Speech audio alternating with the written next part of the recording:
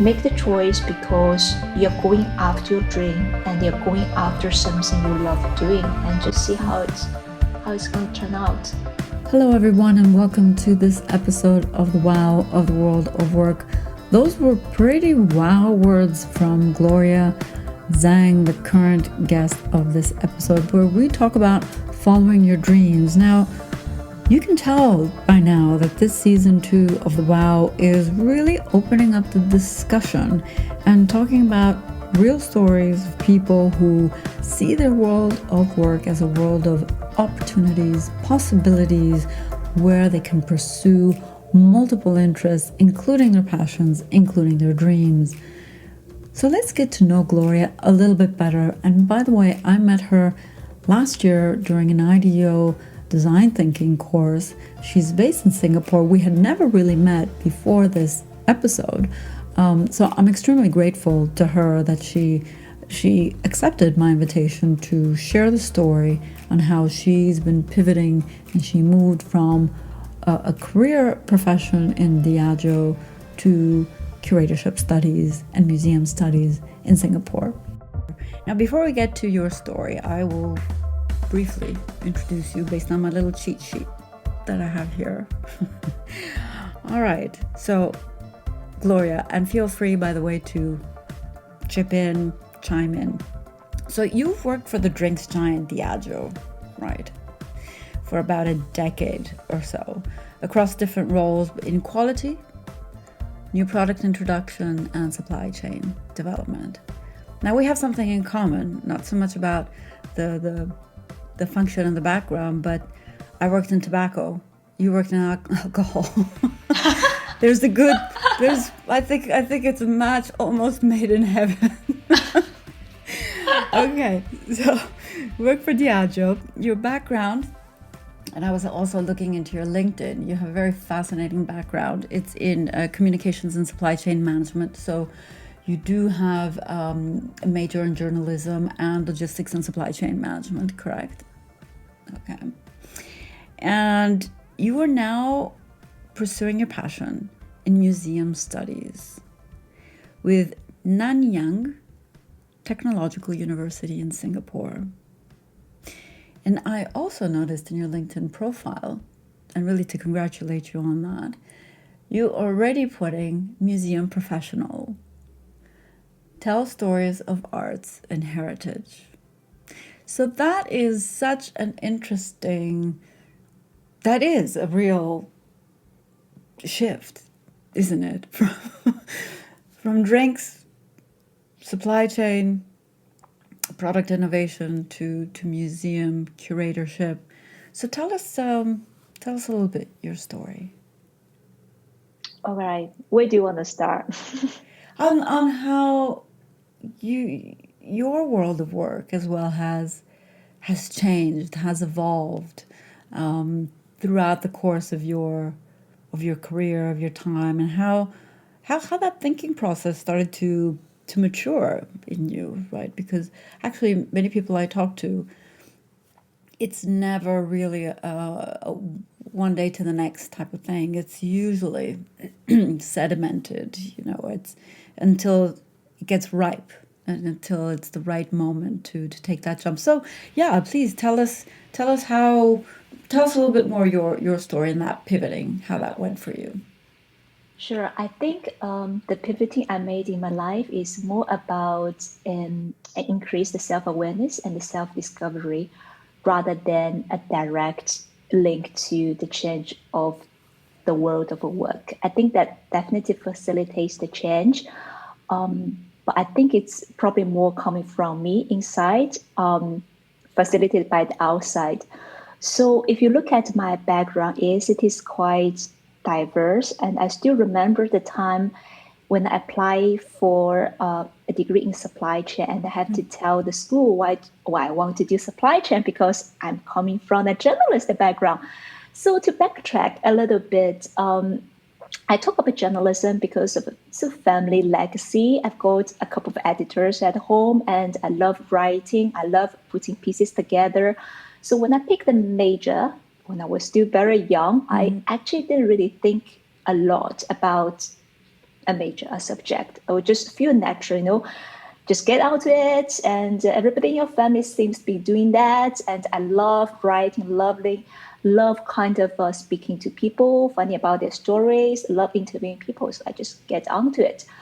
But shortly after I joined the journalism major, I realized there's this kind of a business part in me that I want to get close to. So there's the part that I want to do things rather than just as a journalist stand by and look at people doing things and reporting what they do. And at the time, supply chain is quite of blooming industry or just kind of coming on this trend. I thought, oh no, if I'm going to do something business, how about pick a specialty in a business that can get me both into the business, which I love to put my hands on doing something, turn something into a result at the same time with a specialty.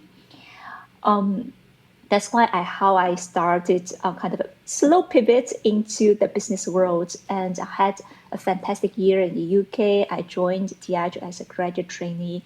I spent 10 years with them. And along these 10 years, the world of work has been changing. And I'm also changing myself because not I'm changing myself, I'm coming to understand myself a little bit better.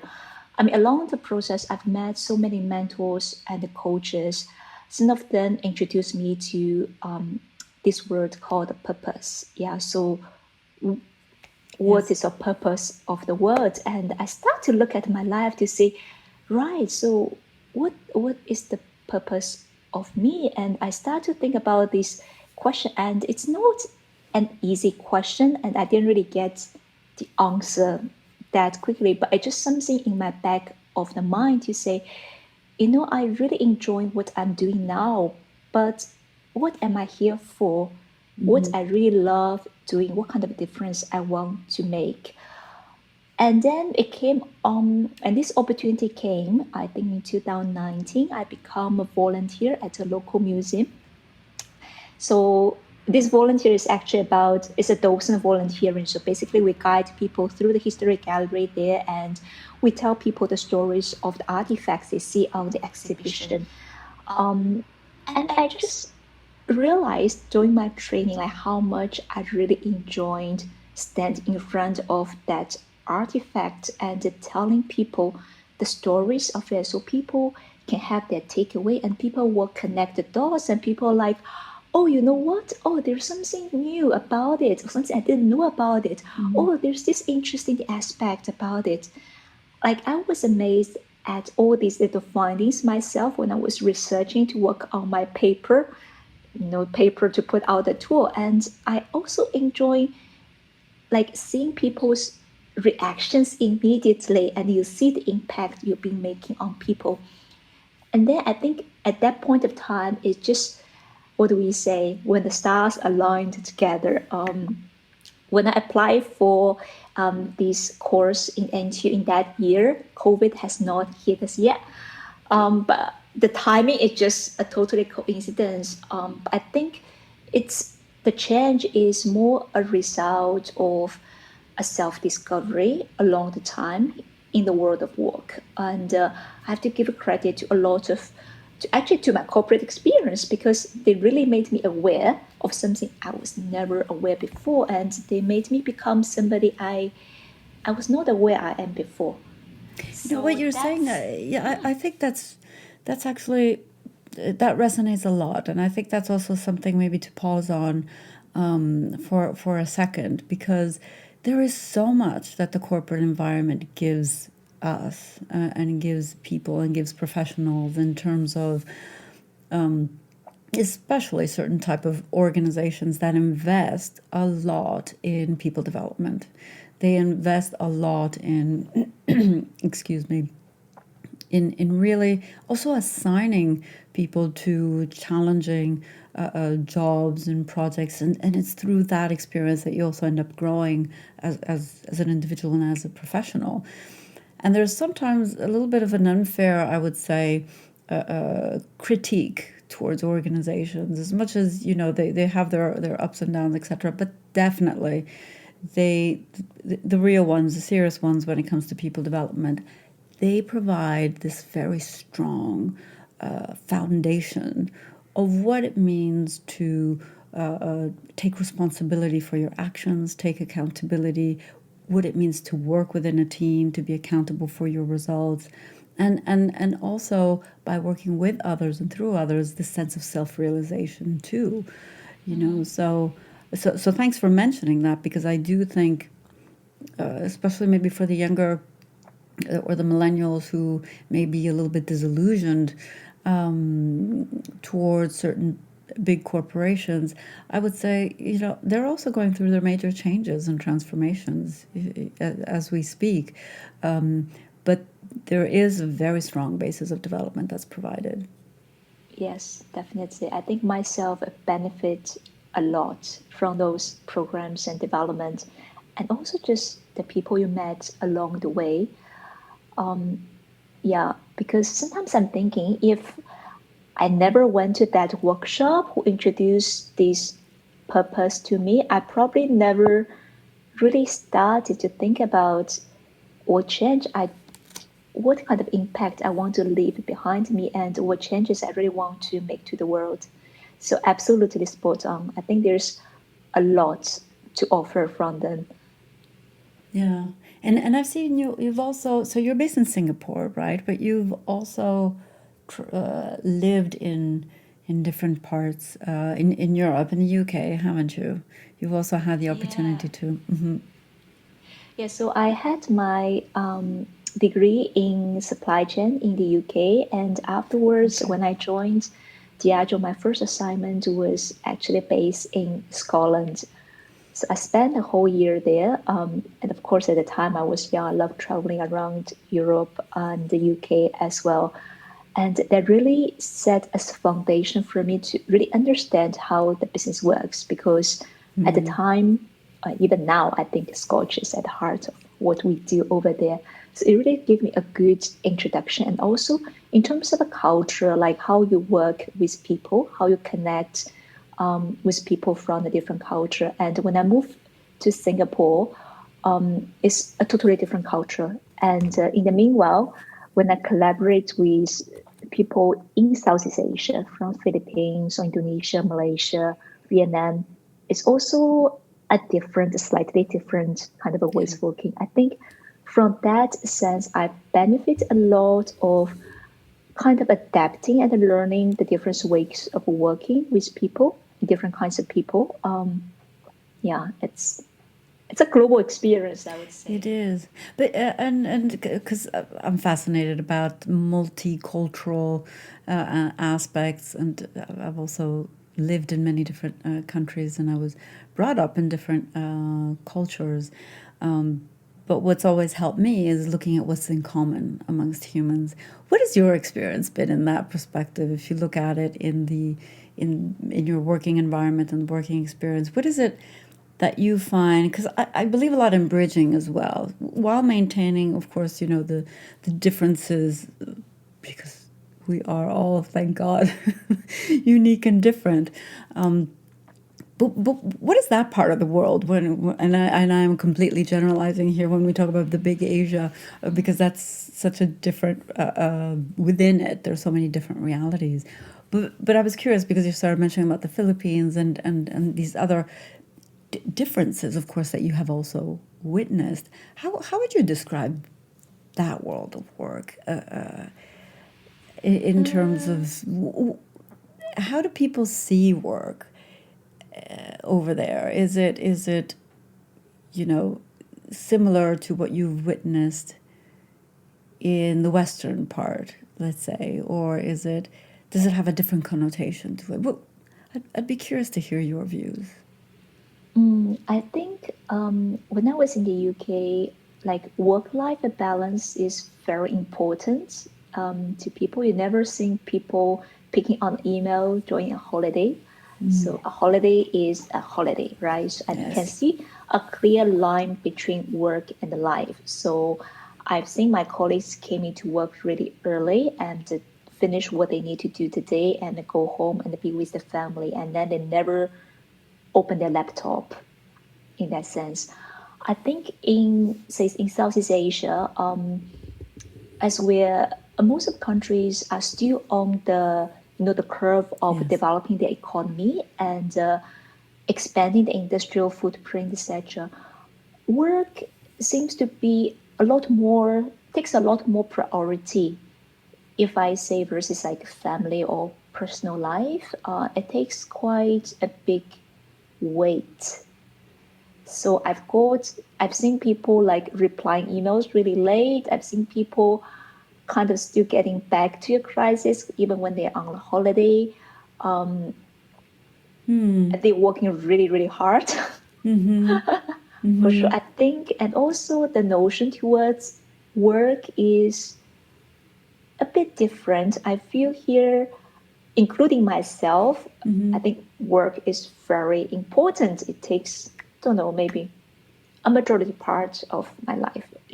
I do my work first. Once I've done, then I think about how I can enjoy myself.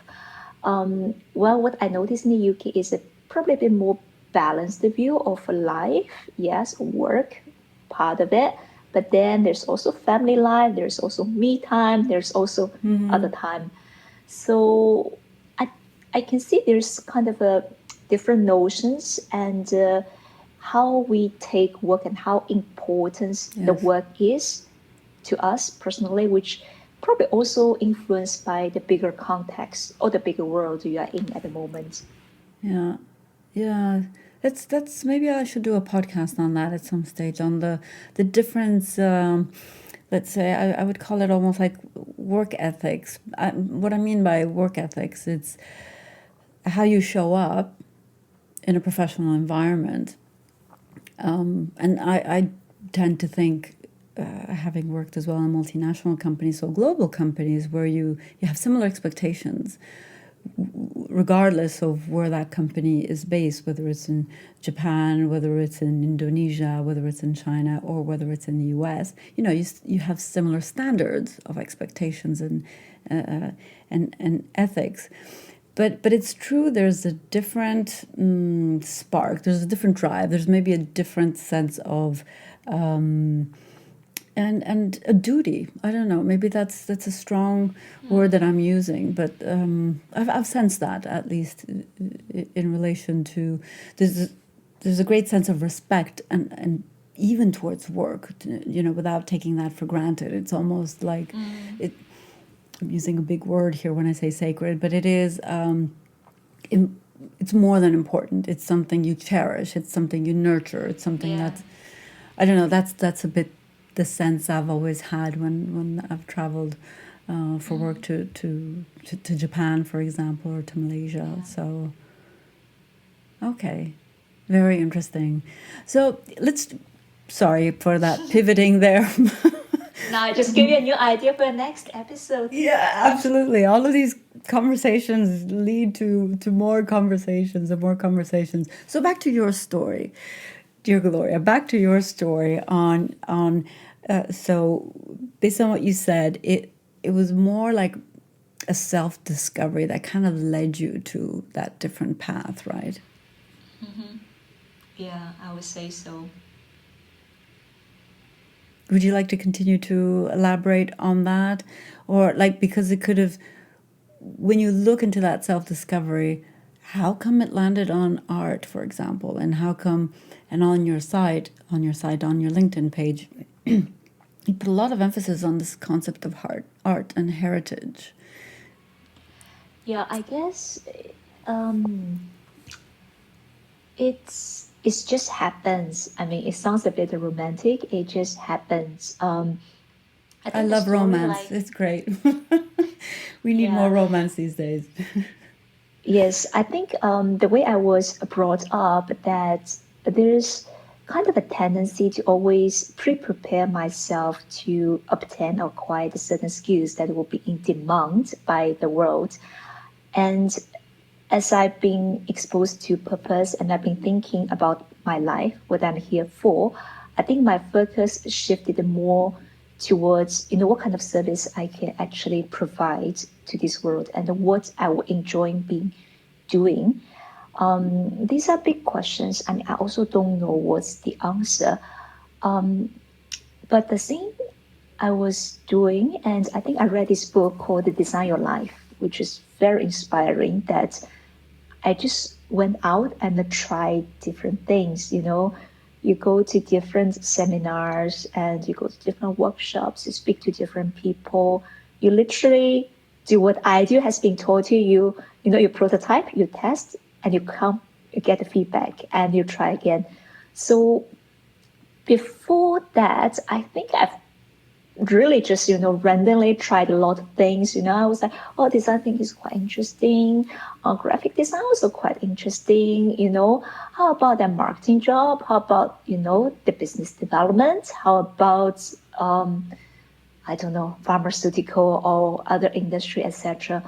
And when I say it comes a bit romantic, is just because I felt it strongly when I was standing in the gallery, kind of telling people the story of the collections on display.